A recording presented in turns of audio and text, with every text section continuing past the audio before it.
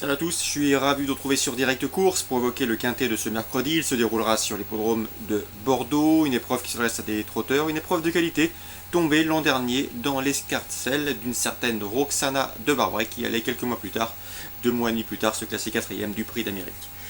Voici ma sélection pour cette compétition. J'ai placé en tête numéro 9 Turbojet, dont la dernière sortie s'est soldée par un succès de surcroît sur l'anneau qui nous intéresse.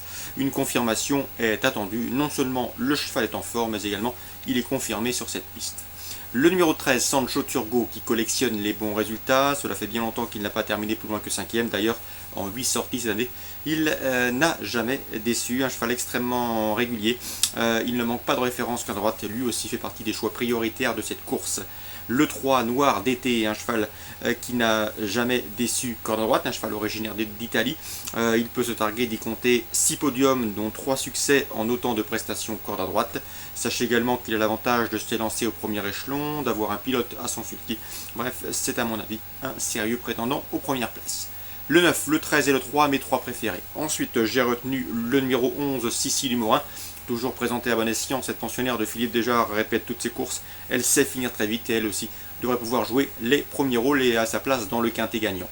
Le numéro 5, Shérif de Silly. Avec lui, c'est simple, il ne faut pas faire trop fort dans les premiers 1000 mètres, se faire discret, mais le cheval possède une bonne accélération finale, un bon finish.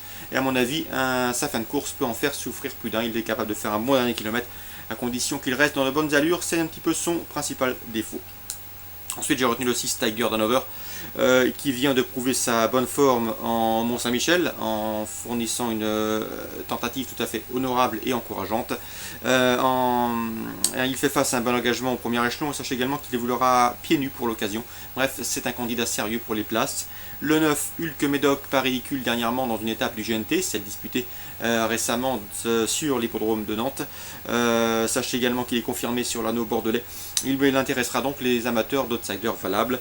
Je terminerai cette sélection avec le numéro 15 dans cette épreuve, à qui, à mon avis, peut venir brouiller les cartes. Résumé chiffré, 9-13, 3-11, 5-6, 8 et 15. Suite du programme à Bordeaux. Dans la première, j'aime beaucoup le 101, le 101 ou le 102, en tout cas un doute persiste. Il s'agit d'Americano Bello, l'écurie Marmion, un cheval qui compte 2 sorties. Une victoire sur l'hippodrome de Saint-Brieuc suivie d'une deuxième place au Mont-Saint-Michel. Preuve de son aptitude corde à droite. Il a peu couru certes, mais à mon avis c'est un cheval d'avenir, un poulain d'avenir qui est en retard de gain. On peut donc lui faire confiance. Le même tandem, Anthony Barrier et Jean-Paul Marion pourraient une nouvelle fois frapper fort avec le 516 Uriano Damelin, un cheval qui avait montré de belles choses en début de carrière. Il reste sur une série d'échecs, mais attention, c'est un cheval compliqué au départ. Mais lorsqu'il est bien, il est capable largement de fournir le lauréat d'une épreuve de cette trempe, à mon avis, ici. Et il faut le racheter en confiance. Selon moi, il est capable de s'imposer, d'autant que ses 3 dernières sorties corde à droite ont été couronnées de succès. Donc attention, 516 Uriano Damelin, c'est un bon cheval dans l'écurie Marmion. En tout cas, il vaut mieux que ne l'indique ses derniers classements bruts. Dans la première, Americano Mello. Dans la 5e, le 16, Uriano Damelin, c'est pour l'écurie Marmion. L'écurie d'Aujar, également en belle forme, pourra compter sur le 401 Viseo de Blary, qui compte 4 succès à son palmarès, tout obtenu qu'à droite, c'est bon signe. Le cheval est bien engagé, il faut lui faire confiance, logiquement sa place est sur le podium. Pour l'écurie d'Aujar, toujours avec le 711 Spider du Maine, le cheval est en forme, la preuve, il vient de s'imposer en amateur, pas plus tard que dimanche dernier sur l'hippodrome d'Argentan. S'il a bien récupéré de cette tentative, il devrait pouvoir répéter. Un cheval qui aime courir caché, qui sait finir vite, et il ne prend pas dur de cette sorte, et il est toujours vaillant. Donc à mon avis, lui aussi doit terminer sur le podium. Donc pour résumer, les 2 Marmion dans la première et la 5e me semblent compétitifs pour la victoire. Les 2 Daujar dans les 4e et 7e, 401 et 711, me semblent compétitifs pour des podiums.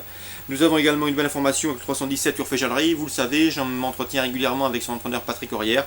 Il est une nouvelle fois confiant. Il était lors des dernières victoires de sa protégée. Elle reste sur 6 succès consécutifs. La passe de 7 est parfaitement possible. Elle est devenue beaucoup plus facile en partant. C'était son principal défaut dans sa jeunesse. Elle est dure à l'effort. C'est une excellente droitière d'ailleurs. Elle est beaucoup plus performante que la droite, raison pour laquelle il ne la présente pas à Vincennes. En tout cas, elle se fait plaisir et elle prend régulièrement des victoires et des gains à corde à droite. Ici, c'est la première chance de la course. Il faudra sans doute être fort pour la devancer. La passe de 7 est tout à fait possible et envisagée. C'est le 317 Urfé Jallery. Course ciblée à Bordeaux pour ce mercredi. Première, 3e, 4e, 5e et 7e avec le 100 Americano Bello, un doute. Le 317, le 401, le 516 et le 711. Voilà, tout est dit pour ce mercredi. Très bonne journée à tous et à demain pour une nouvelle émission.